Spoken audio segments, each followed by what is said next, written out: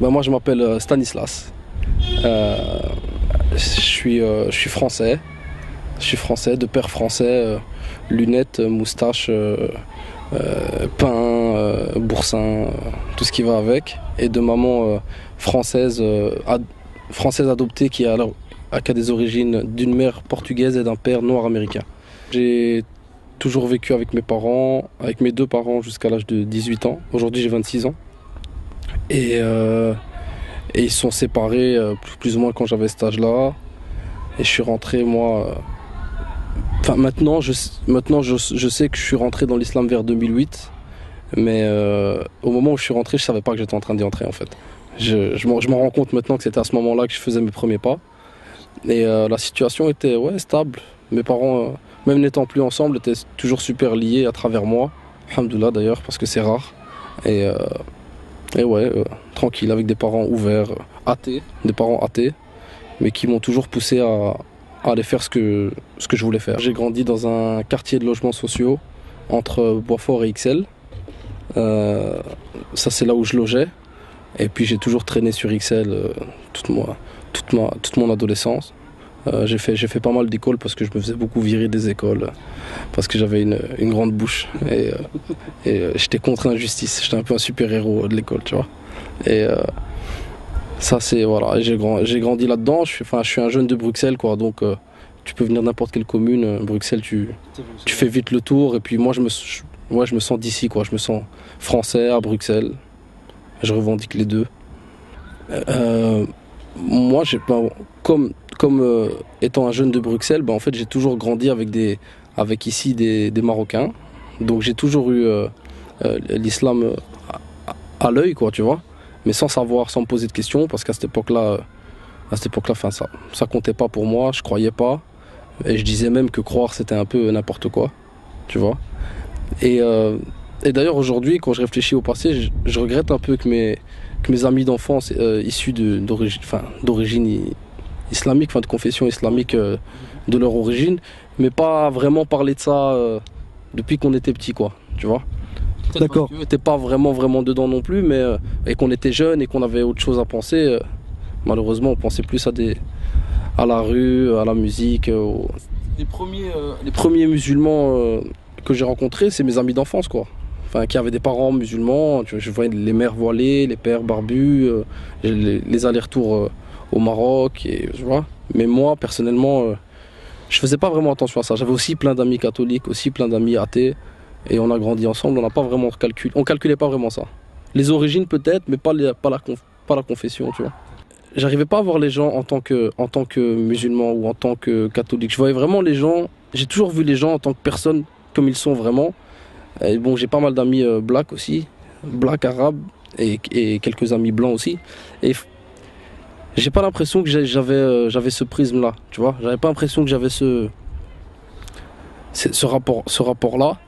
Mais par contre, je voyais quand des fois on rentrait dans la cuisine ou dans le salon, on devait se taire un peu masqué parce que la maman elle priait ou quoi. Je regardais, je me demandais un peu ce qui se passait et puis on continuait notre vie, quoi. Ouais. Moi je suis rentré dans l'islam, alhamdoulilah, par les comportements des gens que j'ai croisés en fait. J'ai croisé plusieurs personnes dans ma vie durant l'année 2007, 2008, 2009, tu vois, qui étaient des personnes bien, tu vois. Mais vraiment, et qui n'avaient rien à voir les unes avec les autres. C'était bon, le grand-père d'un ami, euh, euh, le mari de ma mère qui s'est mariée avec un musulman, et que j'ai pris. Et donc, après, j'ai pris ça comme un signe. Mais au début, j'ai juste vu, ok, bon. Et en parlant avec lui, le voyant prier 5 fois par jour, en discutant avec lui, j'ai vu que c'était un homme super bien.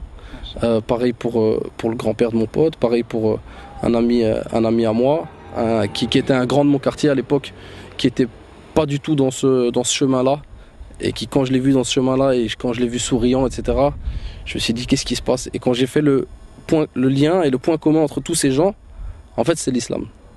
Mais au début, j'ai juste trouvé que c'était des gens bien, et ça me touchait. Et donc, à force de parler avec eux, ben voilà, tu poses des questions, tu dis comment il fait pour sourire aussi souvent, comment il fait pour être poli, respectueux. Moi, j'arrive pas. Comment il fait? Et tu dis comment tu fais, et lui, il te répond selon maintenant son mode de vie qui est l'islam. Donc toutes les réponses, tout ce qu'il va te dire auront un rapport avec l'islam.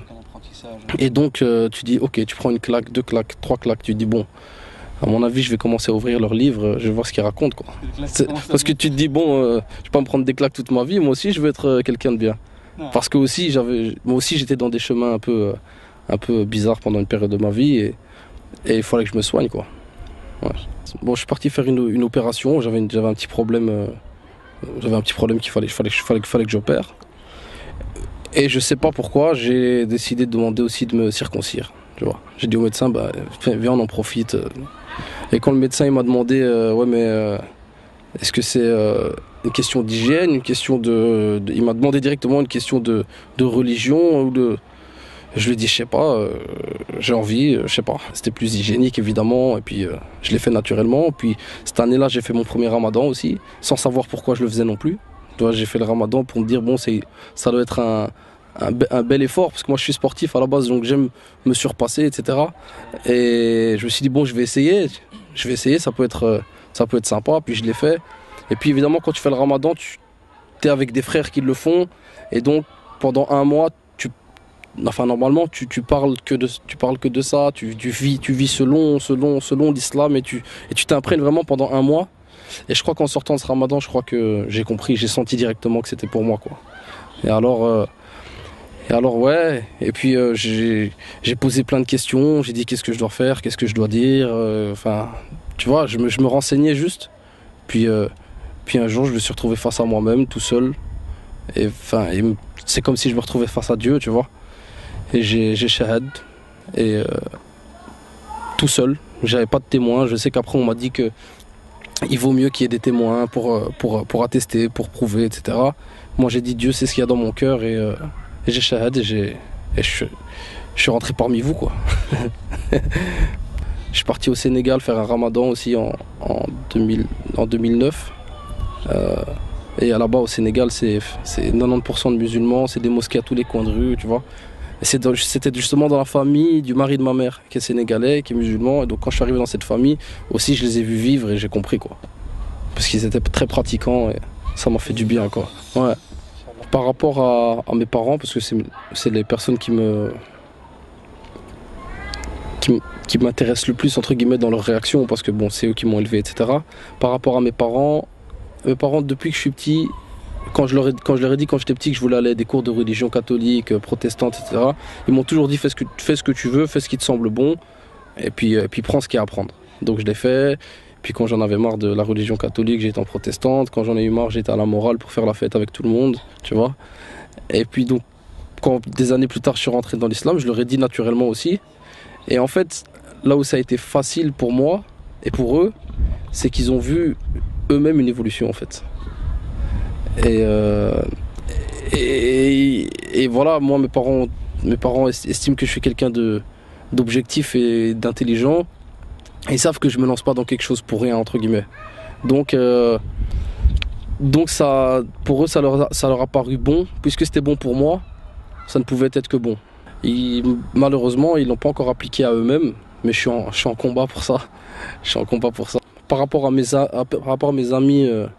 Mes amis d'enfance qui ne sont pas musulmans, ceux qui sont musulmans étaient heureux pour moi. Même si parfois ils le sont que de coutume, et parfois ils le sont vraiment de pratique. Tous étaient heureux pour moi parce qu'ils ont ressenti que c'était ça.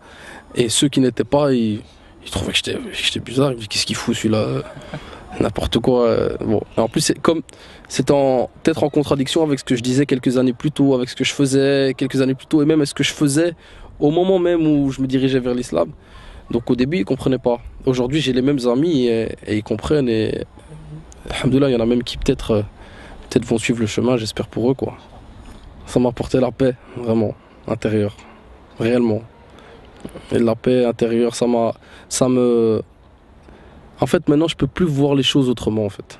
Ça veut dire que tout ce que je vois, tout ce que je fais,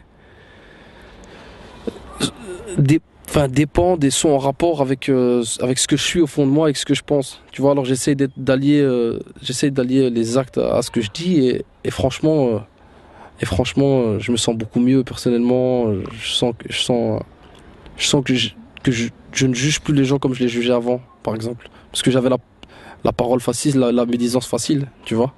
Et actuellement, ça va mieux. Ou alors quand ça m'arrive, je me corrige directement en disant non, on peut pas savoir ce qui se passe dans la vie de cette personne, etc. Je m'auto-corrige et franchement, ça me fait marcher beaucoup plus droit. Et, et depuis que j'ai appris à prier, ça a encore changé. Donc ça veut dire, je me sentais musulman, mais je faisais le ramadan sans prier, par exemple, les premières années. Et quand on me disait, ouais, on m'a déjà dit, tu pries pas, ça sert à rien de faire ramadan si tu pries pas.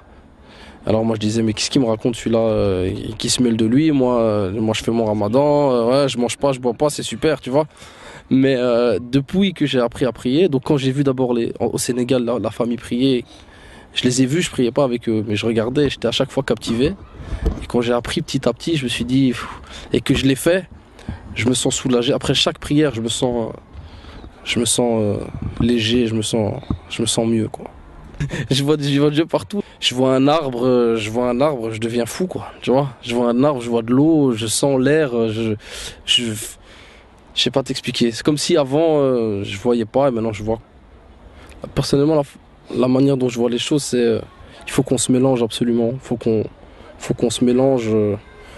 Tu vois, dernièrement, c'est une anecdote, hein, mais j'ai croisé un prêtre, un Brésilien, dans un parc. Et il m'a vu, il m'a dit salam alaikum, tu vois.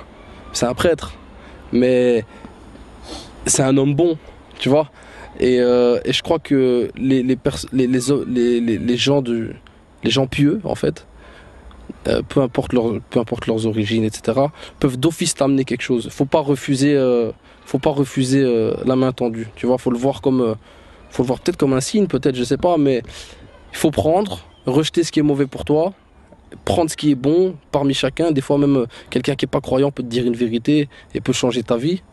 Et alors analyser, pas hésiter à quand on te donne une information, tu rentres chez toi, tu ouvres le Coran, tu vérifies et tu vois que c'est vrai, tu remercies, puis tu partages. Franchement, personnellement, j'ai envie qu'on vive ensemble et vraiment qu'on s'entraide. Tu vois, musulmans, pas musulmans, arabes, noirs, chinois, pakistanais, tu vois. J'ai été pris dans une mosquée pakistanaise dernièrement. J'ai vu un autre peuple, tu vois, un autre truc, et ça fait du bien. Ça fait du bien et ça rappelle. Parce qu'ici, par exemple, moi, tous les jours, on me parle en arabe. Parce qu'on croit que je suis marocain. Et moi, je suis français. Et j'ai décidé donc je m'appelle Stanislas. On m'a toujours appelé Stan. J'ai décidé de garder ce prénom parce que c'est pas un prénom donc qui va à l'encontre des préceptes de l'islam. C'est pas un prénom qui est adorateur de quoi que ce soit. C'est le prénom que mes parents m'ont donné. Alhamdoulilah, ils m'ont donné un prénom que je dois pas changer. Et c'est aussi, en même temps, c'est aussi un pas vers mes parents quand je fais ça. Parce qu'un jour mon père m'appelle et me dit alors, en fait, c'est quoi ton prénom maintenant? Mon père, et je lui dis c'est Stan. J'entends un silence. Il me dit ouais mais tu dois pas changer et tout. Je dis non, alhamdoulilah, vous m'avez donné un prénom, j'ai pas à toucher et je suis dans le bon. Et il m'a dit ah bon? Il dit ok allez, ciao. Je dis ok ciao. J'ai raccroché, tu vois. Et c'est aussi pour montrer parce qu'il y a plein de Belges, moi je suis français mais il y a français, belge c'est pareil, tu vois. Il y a plein de Belges, de Portugais, d'Espagnols, d'Italiens qui par le fait que je dis que je m'appelle Stan, que je suis français, j'ai des origines portugaises et nord-américaines et je suis musulman, ils se disent, il y en a qui se disent c'est beau, il y en a qui se disent subhanallah, c'est un truc de ouf, tu vois. Mais moi c'est entièrement moi quoi. C'est entièrement moi et j'ai envie de rester, j'ai envie de prouver que tu peux, parce qu'il y a beaucoup de gens qui malheureusement parfois c'est devenu un peu une petite mode, tu vois, la conversion, etc. Et il y en a qui se convertissent pour jouer les arabes, malheureusement. Tu vois, et ça c'est un truc qui me dérange. Et peut-être, et je crois qu'après, de toute façon, s'ils traînent dans ce milieu et dans les mosquées, etc., ils vont comprendre petit à petit, et puis c'est bon, tu vois, ils vont aller dans le droit chemin. De toute façon, c'est ce que je leur souhaite. Mais je veux que les gens se disent que, voilà, que l'islam c'est international, et que tu peux aller dans le fin fond de la Chine, tu vas tomber sur des musulmans, tu vas aller en Inde, tu vas aller aux États-Unis, tu vas voir un blanc, cheveux blonds, musulman, tu vois, et que c'est ça qui est intéressant, que de voir c'est la religion du peuple, tu vois, c'est la religion de tous, et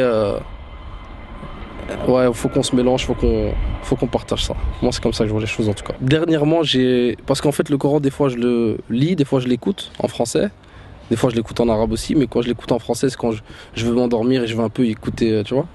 Et la sourate Les Abeilles, à chaque fois que je la réécoute, elle me touche, tu vois, parce qu'elle est remplie de preuves. Elle est remplie de preuves et de rappels. Et justement, et on nous rappelle que toutes ces choses-là sont des rappels. Et c'est une sourate qui me touche particulièrement.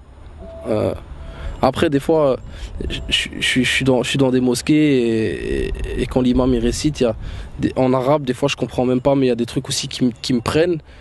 Et je sais pas quelles sont ces sourates, je vais les retrouver un jour, sûrement que ça va me faire le même effet. J'y crois en tout cas. Mais voilà. Ouais, moi les abeilles, j'aime me la réécouter, ça me remet à chaque fois sur le rail. Ouais. Bah mon vœu le plus cher serait que mes parents puissent rejoindre l'islam. Je crois, je crois que je peux pas rêver de mieux, franchement. Et je prie pour eux tout le temps. Et j'essaie de leur amener par mon comportement des éléments de réponse à des questions qu'ils me posent même pas, mais que je sais qu'ils pourraient se poser. En tout cas, moi, ça serait mon vœu le plus cher. Et ouais, et ensuite, ouais, que tout le monde découvre cette religion parce que c'est une religion d'amour, de paix. Et j'aimerais bien aussi que les gens qui veulent propager cette religion, qui veulent faire le rappel, j'aimerais qu'ils le fassent avec le sourire le maximum possible. Qu'ils fassent avec le sourire et avec le bon comportement. Parce que moi, c'est ça qui m'a amené à l'islam. J'ai rencontré des gens avant qui me faisaient tout le temps la morale. Et si quelqu'un en face de toi a un petit peu trop d'ego, un petit peu trop de fierté, un petit peu trop d'orgueil, eh ben, il t'écoutera pas. Tandis que si tu viens avec la douceur et avec le sourire, il n'y a personne qui refuse la gentillesse, quoi. Tu vois? Voilà, il n'y a personne qui refuse la gentillesse. Et je crois que c'est comme ça qu'on va pouvoir amener les gens vers l'islam. C'est en étant bon, honnête, respectable, poli, gentil, doux, tu vois? En étant exemplaire. Moi, je crois que c'est ça. Moi, je crois que c'est ça la clé de la réussite. Ça et le mélange. Et c'est ce que je souhaite à tout le monde, Inch'Allah.